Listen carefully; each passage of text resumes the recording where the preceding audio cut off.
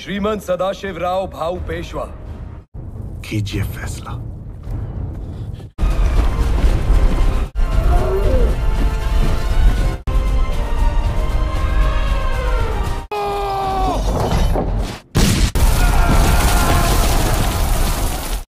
Hai, kembali lagi bersama saya di channel Kumbang Jantan, channel khusus membahas alur film terseru. Kali ini kita akan membahas film yang berjudul Panipat, The Great Betrayal, tahun 2019. Kisah seorang komandan perang dari India yang sangat disegani dan juga dihormati, di mana komandan perang ini sebenarnya layak menjadi kaisar Hindustan atau wilayah India saat ini. Namun ia memilih untuk tetap berperang demi menjaga tanah dan bangsanya dari kaum penjajah. Ia berjuang hingga titik darah penghabisan. Bagaimanakah kisahnya? Mari kita masuk dalam pembahasan.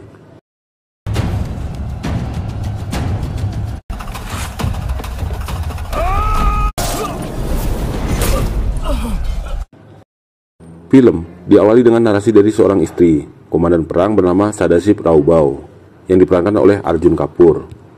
Berlatar di India di tahun 1758, tepatnya di Kerajaan Maratha, yaitu kerajaan penguasa Hindustan saat itu. Kerajaan Maratha sedang menginvasi kerajaan yang selama ini sangat sulit ditaklukkan, yaitu Kesultanan Nizam. Saat ini, Sadashiv Raubau bersama dua sepupunya bernama Samsir dan juga Raghoba sedang mengebur kerajaan Nizam. Raghoba dan Samsir menyerang dari benteng depan, sedangkan Sadashiv sendiri menyerang diam-diam dari sisi benteng. Saat itu sempat terjadi perdebatan antara Raghoba dan juga Samsir, karena Raghoba tidak mempercayai rencana yang dibuat Sadashiv.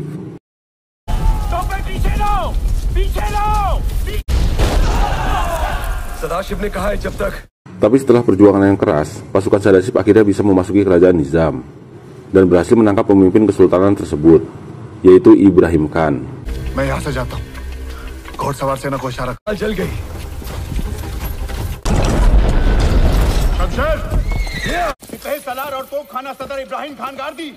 Di sini, Raghoba ingin mengeksekusinya, namun dilarang oleh Sadashiv, karena Sadashiv tahu bahwa meriam milik Kesultanan Nizam hanya bisa digunakan secara akurat saat dikomandoi oleh Ibrahim Khan. Jadi, Sadashiv lebih memilih menjadikan Ibrahim sekutunya dibanding harus membunuhnya. Singkat cerita, keberhasilan tiga jenderal ini disambut dengan meriah. Dan inilah Parvati, teman kecil sekaligus cinta sejati Sadashiv. Parvati ingin sekali dinikahi, walaupun kini Sadashiv masih tak mau menikah lantaran fokus berperang. Dan sebuah penghargaan diberikan oleh Raja Rakhanut Rao, pemimpin kerajaan Maratha, kepada tiga jenderal perang tersebut. Di sini, Sadashiv kembali membuat heboh dengan mengenalkan Ibrahim Khan dan mempromosikannya sebagai komandan artileri. Raghoba sempat kaget, namun Raja Rakhanut Rao mengabulkan permintaan Sadashiv tersebut. Pesta kemenangan pun digelar.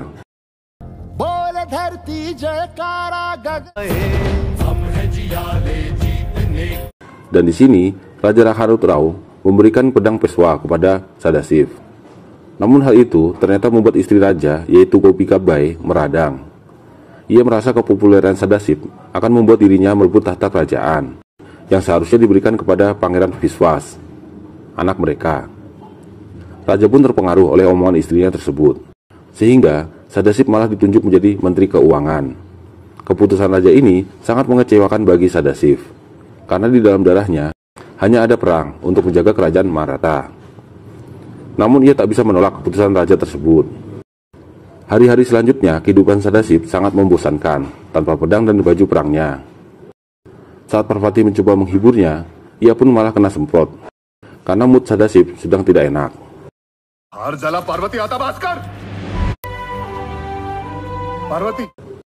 Lanjut lagi, anak buah Sadashiv melaporkan bahwa ada pembangkangan yang dilakukan di wilayah utara. Mereka tak mau membayar pajak. Orang itu bernama Najib ud Daula, seorang komandan militer di Mughal, di kerajaan Daub di benteng Rohilabad. Akhirnya, utusan Sadashiv dikirim untuk menagih pajak, dan juga memerintahkan pemecatan Najib. Tapi ternyata, Najib malah mempengaruhi rajanya untuk tetap membelot dan melawan kerajaan Maratha. Najib menyarankan persekutuan dengan Kaisar Afghanistan, yaitu Ahmad Shah Abdali.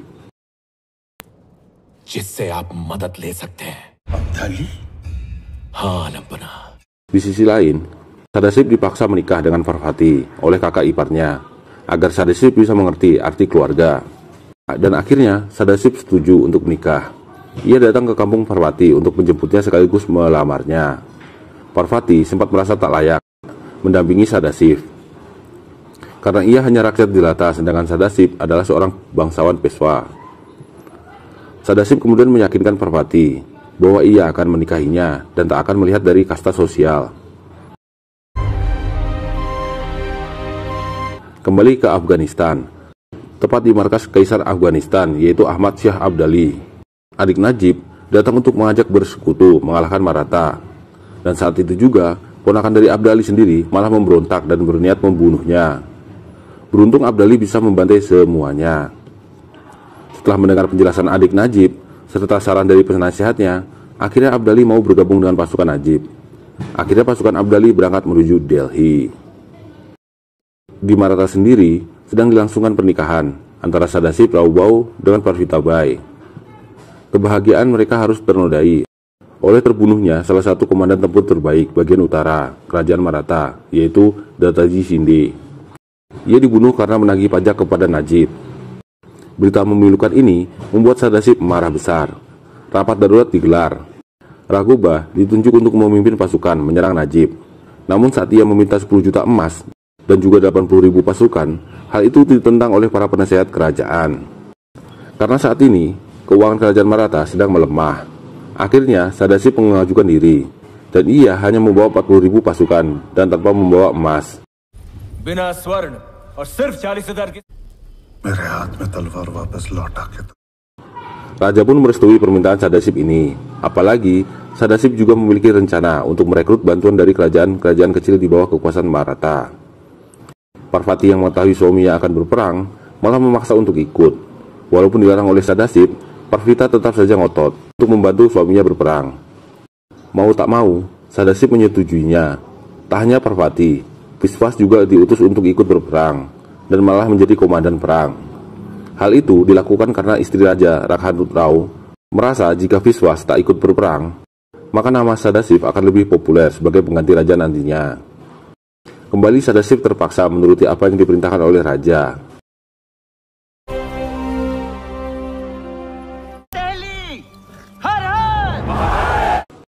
Singkat cerita, Ahmad Shah Abdali sampai ke markas Najib.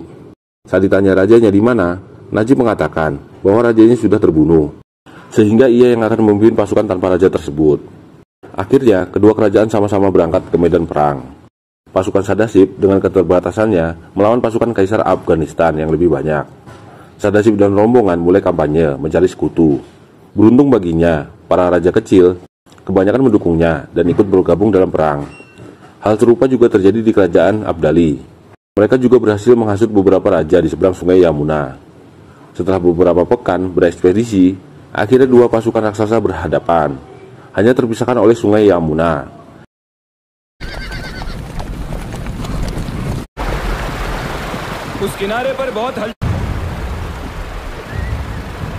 Karena aliran sungai Yamuna yang amat deras, kedua pasukan tak bisa menyeberang.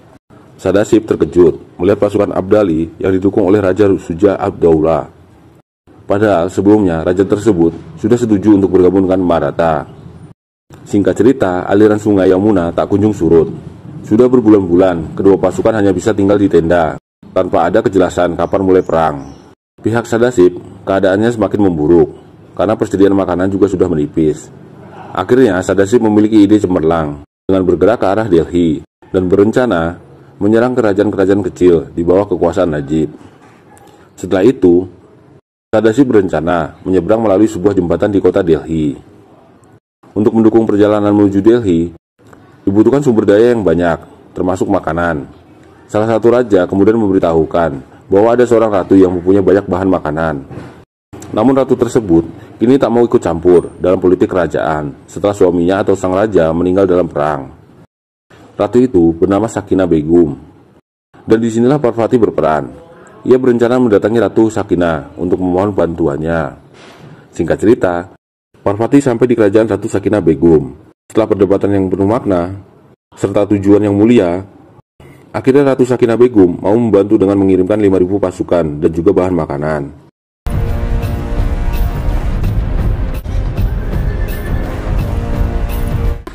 वतन के लिए राजी कर लिया। Perjalanan ke Delhi pun dilakukan. Sepanjang jalan, pasukan Sadashiv berhasil menginvasi beberapa benteng-benteng kecil kekuasaan Najib.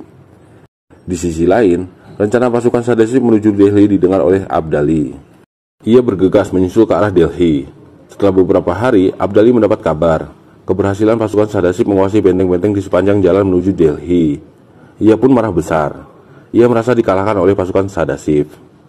Abdali marah dan memerintahkan pasukannya menyeberangi sungai Yamuna, walaupun arus sungai tersebut masih deras. Sampai-sampai salah satu penasehatnya harus mati dibunuh olehnya, dikarenakan ia tak menyetujui rencana penyeberangan. Berkat bantuan pasukan gajah, Abdali dan rombongan berhasil menyeberang, walaupun beberapa pasukannya harus mati hanyut terbawa arus sungai.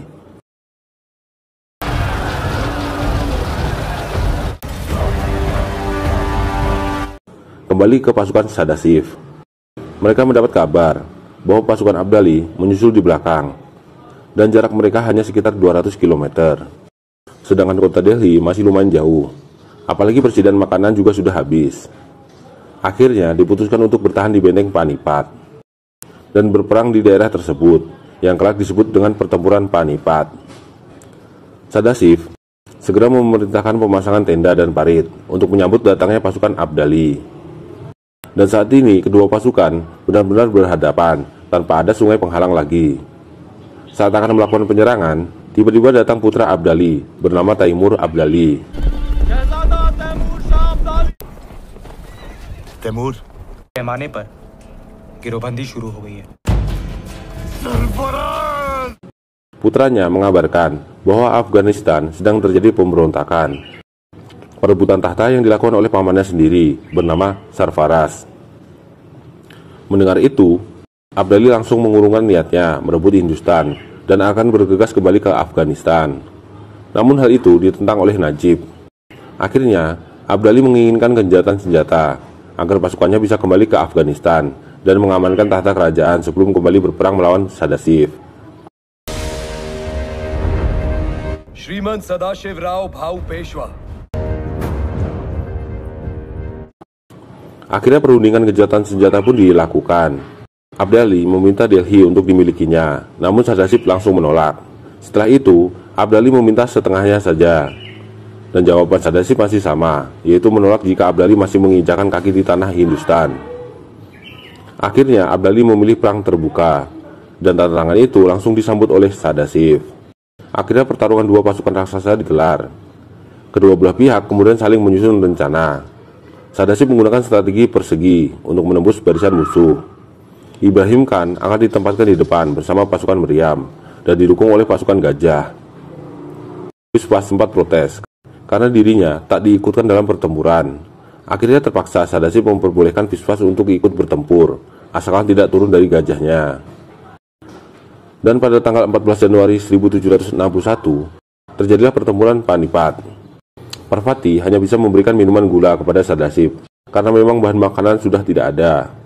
Setelah pamit dengan Parvati, akhirnya Sadashiv memberikan orasi penyemangat kepada para pasukannya. लेकिन सबसे पहले अपने घर परिवार के लिए लड़ रहे हैं, होकर खड़े हैं। Pertempuran itu akhirnya terjadi. Pasukan meriam dipimpin Ibrahim mulai menembak, dibalas dengan tembakan oleh pasukan Abdali.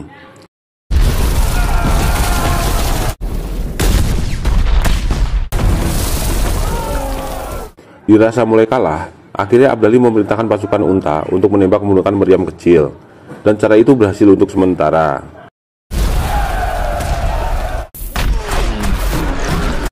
Kemudian Sadashiv memerintahkan Ibrahim mengincar gudang senjata milik Abdali. Setelah adu kekuatan artileri, akhirnya kedua pasukan maju dan berperang jarak dekat. Abdali yang menyadari Sadashiv menggunakan formasi persegi, memerintahkan pasukannya untuk menggunakan formasi bulan sabit. Pertarungan sengit tersaji. Kedua belah pihak sama-sama kuat. Viswas menggunakan panahnya, Sadashiv melempar tombak.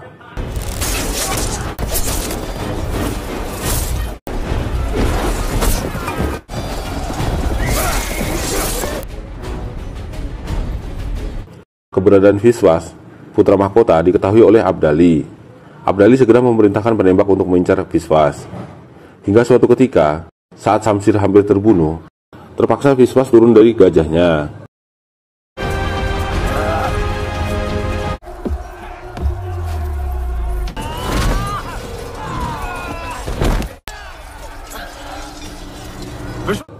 Hal itu membuatnya harus terpanah di bagian pundak. Sadashiv yang melihat kejadian itu segera menolong Viswas. Namun sayang, saat itu juga sebuah peluru meluncur dan tepat mengenai kepala Viswas, dan ia pun tewas. Kematian Viswas membuat amarah Sadashiv memuncak. Ia melemparkan tombak dan tepat mengenai si penembak hingga meninggal.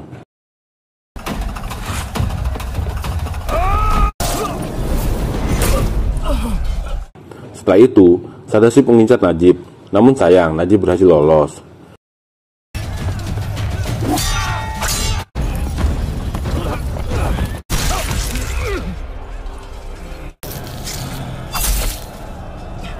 Di sisi lain, para jenderal perang Sadashiv satu persatu gugur.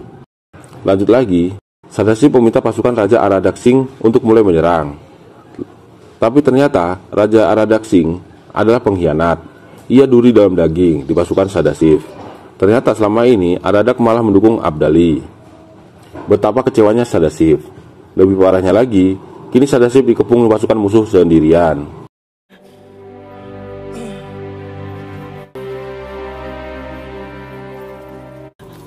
Parvati sendiri melihat peperangan dari atas bukit. Sempat beberapa pasukan musuh menyerang Parvati. Beruntungnya Parvati sanggup melawan dan malah membunuh semua penyerang itu.